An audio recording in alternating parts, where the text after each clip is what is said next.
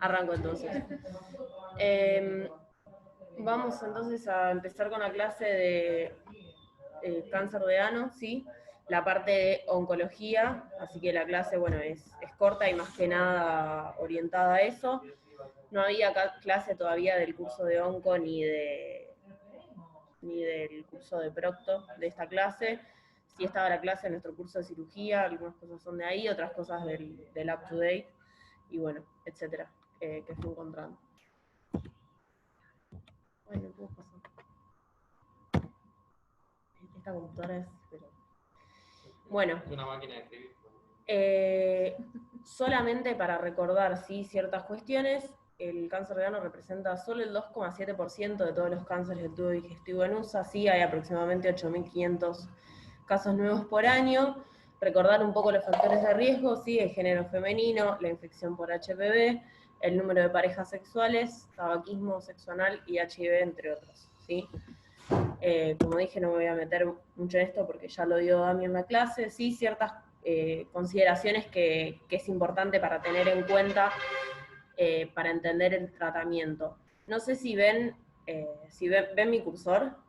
Sí. Se ve, ahora. sí. Buenísimo. Bueno, para situarnos un poco anatómicamente, ¿sí? Vamos a dividirlo, ¿sí?, en lo que es el canal anal, bien, desde donde termina el recto, ¿sí?, hasta el margen anal, ¿sí? Y la región perianal, ¿sí?, que va a implicar desde el margen anal, y hoy en día también implica lo que es la piel de la región perianal. Sí, vamos a ver que cambiaron algunas cosas de clasificación, de la clasificación anatómica de los cánceres de ano. Después viene en otra diapo, ¿sí? Importante para recordar, la línea dentada divide lo que es el epitelio cilíndrico, ¿sí?, la mucosa del epitelio escamoso. Y acá va a estar la zona de transición, ¿sí?, que va a dar el asiento a la mayoría de los cánceres, ¿sí? Y después vamos a ver cómo esto divide la histología. Bueno, acá repito un poco lo que hablábamos antes, ¿sí? Antes se clasificaban en tumores del canal anal, tumores del margen anal y tumores perianales, ¿sí? La octava edición de la American Joint Commission of Cancer cambió esto, ¿sí? Y dice que los tumores del margen anal que pueden verse con tracción, o sea, esto sería, bueno, no en mi mano, pero bueno, con una tracción leve sobre las nalgas, ¿sí?, se clasifican como tumores de piel perianal, ¿sí?, ya no son del margen. Esto, después vamos a ver que igual no nos influye mucho esta disquisición, porque los tumores de piel perianal, ¿sí?, van a ser estadificados y tratados como tumores de canal anal. Así que bueno, es solamente una consideración para si leen algo actualizado o lo que sea, esta división, ¿sí? Antes era canal anal, margen anal y perianales, hoy en día es canal anal y perianales, ¿sí? De la que consideran de piel perianal. Bien, igualmente tener en cuenta que el término cáncer de ano, sí, usualmente hace referencia al cáncer escamoso, que es el más frecuente, si bien es una patología infrecuente, así que si en algún lugar leen el cáncer de ano tal y tal cosa, hace referencia al escamoso. Otra consideración anatómica sobre el drenaje linfático, que también después nos va a ayudar a entender, por encima de la línea dentada se drena los ganglios del mesorrecto y los ilíacos internos, ¿sí?, se comporta como un tumor de recto. Por debajo de la línea dentada, los ganglios ilíacos externos y liminales superficiales, ¿sí? Antes la estadificación los dividía en N1, N2, N3, ahora la octava edición, que es la última, considera a todos como N1, ¿sí? Y una consideración que los ganglios paraórticos ya los considera como metástasis 1, o sea, un estadio 4. Esto es lo que aclaraba un poco que antes que se divide, ¿no?, en tumores del canal anal y tumores ya de la piel perianal, ¿sí? El CA escamoso lo tenemos a la cabeza, ¿sí?, como el más frecuente. El adenocarcinoma es súper infrecuente, después vamos a ver que se comporta como un tumor de recto. dentro del carcinoma escamoso hoy en día hace una distinción entre no queratinizante por encima de la línea dentada y queratinizante por debajo de la línea dentada, ¿sí? Antes se utilizaba el término basaloide para los que se daban en el epitelio de transición, ¿sí? Hoy en día a estos los considera ya como sea escamoso no queratinizante. Y bueno, los tumores de piel perianal, que recordemos que también incluyen los del margen anal, que se pueden ver completamente con una tracción leve. Acá tenemos el SEA escamoso y aparecen otros tipos, ¿sí? Como los melanomas, que estos van a tener tratamiento como un melanoma en otro sitio del organismo. La enfermedad de Bowen, que Dami ya habló un poco en su clase, que es un SEA escamoso in situ, y la enfermedad de Paget, que es un adeno-SEA in situ, ¿sí? Bueno, acá está la estadificación, nada, para que lo tengan y para repasar esto, que ahora solamente hay N1, ¿sí? Si bien tiene una descripción en N1A, N1B y N1C, todas son consideradas N1, y bueno, nada, después un T2 es mayor de 2 pero menor de 5, mayor de 5 es T3, después ya cuando invade otro es un T4, y acá los estadios, ¿sí? Esto igual ahora lo vamos a ir repasando bien cuando veamos el tratamiento. Como nadie se lo va a acordar ni saber de memoria, lo vamos a ver. Bien. ¿Cómo estadificamos entonces al paciente con un SEA de ano? Importante, el examen físico, como siempre, la biopsia, palpar la ingle, ¿sí? Esto vamos a ver que es muy importante y después también para el control. Una tomografía de tórax, una tomo o resonancia de abdomen y pelvis, un PET, ¿sí? ¿Para qué le pedimos el PET? Porque el examen físico y la tomo no son óptimos para las metástasis inguinales, que como vimos es un lugar frecuente de metástasis. Y bueno, las mujeres, obviamente, no olvidar el examen ginecológico y el screening de cáncer de cuello, acordarnos que el HPV es un factor de riesgo, ¿sí? En cuanto a los marcadores tumorales, no hay marcadores específicos, ¿sí? De lo que leí es que solo el 20 al 39% pueden llegar a elevar el SEA, y si estamos en caso de estos pacientes que elevan, después se puede utilizar para control, pero no es algo que no sea de demasiada utilidad. Bien. Vamos a empezar con el tratamiento. Traté de simplificarlo lo más posible, ¿sí? Al contrario de la otra clase que me tocó de sarcomas, que era como más quirúrgico, esto es más oncológico, ¿sí? Cuando leen les van a explicar, digamos, toda el porqué, digamos, del tratamiento, por qué la dosis, por qué esto.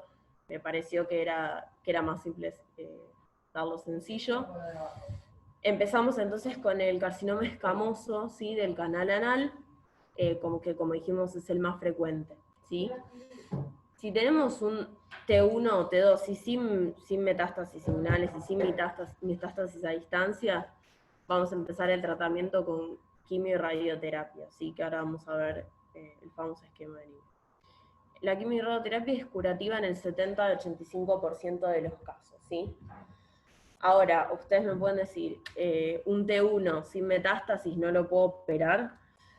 Sí, se puede hacer una incisión local si cumple ciertos criterios, ¿sí? Hoy en día esos criterios, que sea superficial, menor de 1 centímetro, que se pueda lograr una incisión completa, y al lograr la incisión tenga menos de 3 milímetros de invasión de la membrana basal y una diseminación horizontal menor a 7, ¿sí? Eso es todo lo que tiene que cumplir para poder tratarlo solo con incisión local, ¿sí?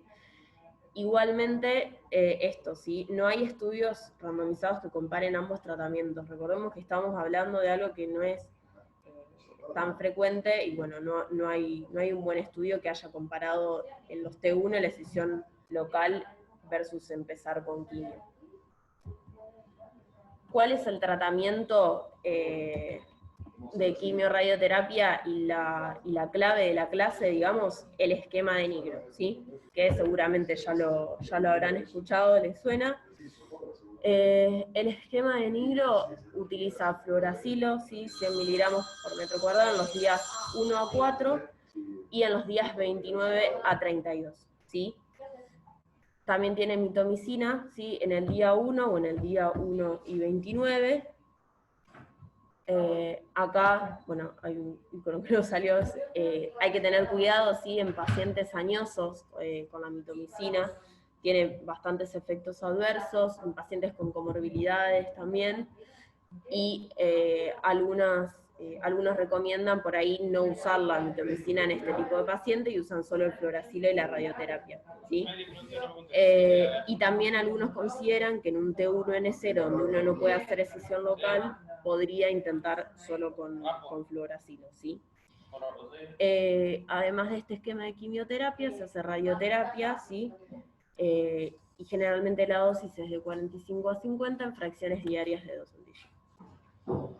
Una alternativa a la mitomicina puede ser el cisplatino y una alternativa al fluoracilo puede ser la capecitabina, ¿sí? Y ahí se me puso el ojito. Bien, en cuanto a la radioterapia, sí que se utiliza en el esquema de Niro, hay que tener en cuenta que el campo incluye desde la pelvis, desde el nivel S1, S2, los ganglios inguinales, incluso si no se palpan, y la zona del ano, ¿sí? Después de los 30 a los 36, recordemos que tenemos que llegar a 45 50, el campo se reduce, ¿sí? A la pelvis baja, abarcando el tumor. Si hay evidencia clínica o imagenológica de metástasis inguinal, hay que agregar un campo, ¿sí? Solo en la ingle afectada. Una vez que se redujo el campo, se completa hasta lo que dijimos, 40-45, en fracciones diarias de 2, ¿sí? Entonces, ¿qué hay que tener en cuenta también con la radioterapia? ¿Sí? Que la radioterapia no es gratis, por supuesto, ¿bien? La incidencia de la toxicidad tardía por terapia depende de la dosis. Lo hemos visto nosotros, sí, úlceras anales, estenosis, necrosis. Son todas complicaciones que afectan a la calidad de vida. Hay algo que se utiliza mucho para, al estudiar en los estudios del tratamiento del cáncer de ano, que es el tiempo libre de colostomía, ¿sí? ¿Por qué? Porque el paciente va a quedar con una colostomía o bien por el tratamiento quirúrgico, que ahora vamos a ver cuándo lo vamos a hacer, o por las complicaciones del tratamiento per se, ¿sí? Por esto que decimos de la toxicidad de la radioterapia, por eso es un valor que se utiliza, ¿sí? ¿Cuáles son las complicaciones que pueden afectar la calidad de vida? Bueno, además de lo que dijimos, proctalgia, flatulencias, incontinencia, impotencia, dispareunia, disminución de la libido, ¿sí? Todo esto se hizo en varios trabajos y se encontró que los pacientes que, si bien resultaban, digamos, satisfactorio el tratamiento, quedaban con estas complicaciones que son realmente importantes para la calidad de vida. Bueno, continuando con el tratamiento, habitualmente entre la quinta y sexta semana de tratamiento se puede llegar a ver una marcada regresión del tumor, una adquisición de los pacientes HIV, que como vimos era un factor de riesgo, se utiliza el mismo tratamiento, ¿sí? Pueden tener mayor riesgo de complicaciones, obviamente, de infecciones oportunistas y de intolerancia al tratamiento. Estos son otros de los pacientes que muchas veces reaccionan mal a la mitomicina y es donde se opta por no hacerla o cambiarla dependiendo, bueno, el paciente y el estadio, ¿no? Hasta ahora vimos, bueno, el tratamiento básico del escamoso anal, habíamos hablado de T1 y T2 sin metástasis, sin ganglios. En el T3 y T4, o cualquier T con N1, lo que sería ya un estadio localmente avanzado, se utiliza el mismo tratamiento, ¿sí? Nada más que se hace una dosis extra de radioterapia de 10 a 14 centillos. La tasa de curación, habíamos visto antes que era hasta del 85%, acá puse 60-60, pero es de 70-70 con quimio radioterapia. Después vamos a ver los otros tratamientos, ¿sí? ¿Cómo hacemos el seguimiento del paciente? Esto es re importante. Entre las 8 y 12 semanas de completado el tratamiento, lo vamos a revisar con un tacto rectal, endoscopía, más un examen inguinal bilateral, ¿sí? Esto siempre, recordemos, dónde estaba el drenaje. Bien, en los pacientes que tienen una respuesta completa, el seguimiento, esto también depende obviamente de la sociedad americana o la sociedad europea. Yo me basé en la americana, igual no hay una diferencia de años, no hay una diferencia muy grande. Durante 5 años le va a hacer control, contacto rectal, anoscopia y palpación cada 3 a 6 meses. Y durante 3 años le va a hacer una tomo de tórax, abdomen y pelvis o resonancia en abdomen y pelvis anualmente, ¿sí? En pacientes con sospecha de persistencia hay que observar hasta 6 meses luego de completado el tratamiento. ¿Por qué? Porque el tumor, digamos, tarda, no es que se evalúa apenas termina el tratamiento, sí tiene una respuesta lenta y continúa disminuyendo hasta las 26 semanas. Entonces, si hay sospecha de persistencia, se espera hasta 6 meses luego de completado, ¿sí? Si persiste, ahí se reevalúa, ¿sí? Generalmente ya no queda otra opción que ir a la cirugía. Después vamos a ver algunas cuestiones, pero generalmente es eso. Y en pacientes que se ve progresión en cualquier momento, sí, el tumor aumentó, ahí se toma una nueva biopsia, se confirma histológicamente que es una progresión, y lo mismo, se reevalúa, usualmente esto termina en cirugía, ¿sí? Y esto, bueno, acá lo dije recién y lo resalté, pero es súper importante tener en cuenta que tiene respuesta lenta y continúa disminuyendo hasta 26 semanas post finalizado el tratamiento, ¿sí? Porque a nosotros nos va a tocar evaluar seguramente después de tratamiento, y esto es súper importante tenerlo en cuenta, que hay que esperar. Entonces, ¿en qué pacientes hacemos cirugía? Sí, la cirugía es una operación de maíz, la hacemos en pacientes con enfermedad recurrente o que persiste luego del tratamiento con quimio y radioterapia. Sí, tiene una sobrevida de 5 años del 45%, con una tasa de control corregional del 43%. Ustedes me dicen, ¿y si no respondió sí o sí, tiene que ir un MILES con una colostomía de por vida? Bueno, a veces se intentan otras cosas, sí, existe una terapia de salvataje con preservación de esfínter, donde se le vuelve a hacer ciclo de fluoracilo con cisplatino y una nueva dosis de 9G de radioterapia, y se ve, ¿sí? La verdad es que hay pocos estudios, como un ejemplo, hay un estudio que hay pocos pacientes, ¿sí? De 22 pacientes, 12 le funcionó la terapia de salvataje y después estuvieron libres de enfermedad, digamos, más o menos, un poco menos del 50%. ¿En qué se queda esto? En que es una decisión multidisciplinaria, ¿sí? Me faltó una S en disciplinaria y me pone nerviosa. Por eso les digo, evaluar. Si el paciente joven creemos que puede tener una buena respuesta, bueno, podemos intentarlo, ¿sí? Entonces, hasta ahora vimos... ¿Qué? Sí, yo sí. Bueno, entonces hasta ahora vimos del carcinoma escamoso, sí, los estadios tempranos y los estadios avanzados sin llegar a metástasis a distancia. El adenocarcinoma del canal anal es bastante infrecuente, se trata como un carcinoma de recto, ¿sí? En estadios avanzados, primero se hace quimiorradioterapia, que permite la chance de hacer una cirugía con preservación de esfínter, ¿sí? En estadio temprano es controversial, ¿sí? Porque si se opera inicialmente puede después no necesitar quimiorradioterapia. En esto pasa lo mismo, como no es tan frecuente, no hay muchos estudios y no hay mucho comparativo.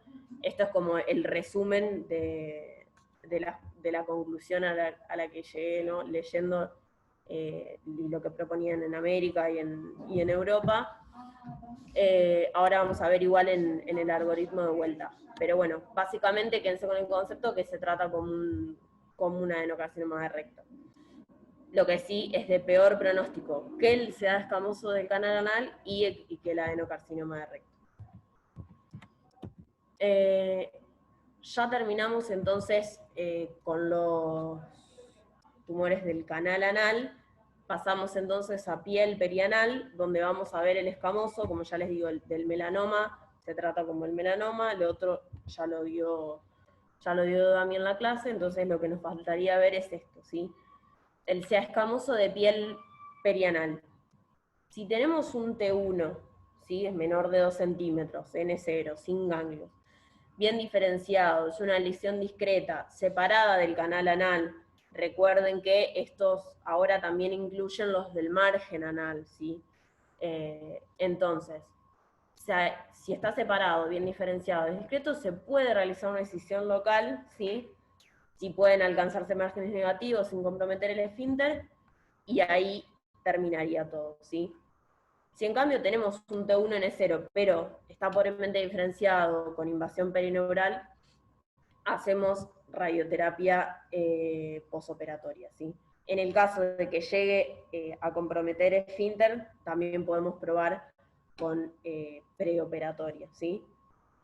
Y si tenemos un T2 o cualquier estadio más avanzado, si la resección puede comprometer esfínteres o hay ganglios, o no queda claro el origen del tumor, ya directamente le damos la primer chance con quimio y radioterapia, si no hay chance para empezar con cirugía. Bien, lo que nos quedó colgado nada más es qué pasa si tenemos un M1, ¿sí? Un estadio 4 ya metastásico. La terapia sistémica que se utiliza habitualmente es paclitaxel más carboplatino o cisplatino más fluoracilo, ¿sí? Y como dice acá, nada, no es frecuente que desarrollen metástasis, sí, pero el sitio más frecuente son las metástasis hepáticas. Acá este cuadro se ve bastante mal, pero no sé si ustedes lo llegan a ver bien, pero bueno. Es como un resumen que me pareció bueno para tener en cuenta de tratamiento, ¿sí?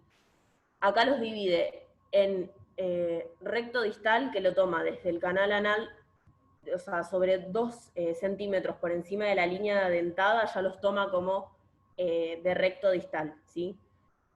Y bueno, tenemos el adenocarcinoma, que se hace cirugía con, como dijimos, dependiendo, quimioterapia, quimioradioterapia preoperatoria o posoperatoria, si esto ya sería recto, que es la clase que creo que da Vero Leyenda.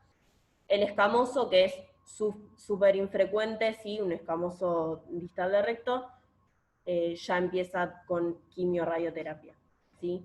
Y después pasamos a lo que vimos más en la clase, ¿sí? Del canal anal o de la piel perianal, por eso al principio les decía que la nueva, digamos, clasificación anatómica en realidad no cambiaba mucho porque se tratan de la misma forma. Tenemos el adenocarcinoma, dijimos que era infrecuente, y dijimos que era cirugía, lo mismo que el recto, con quimiorrayos pre y postoperatorias según el caso, ¿sí? Del escamoso, que es el más frecuente, si es del canal anal, va primero a esquema de Nigro, ¿sí? Quimiorrayos, y después se verá evolución.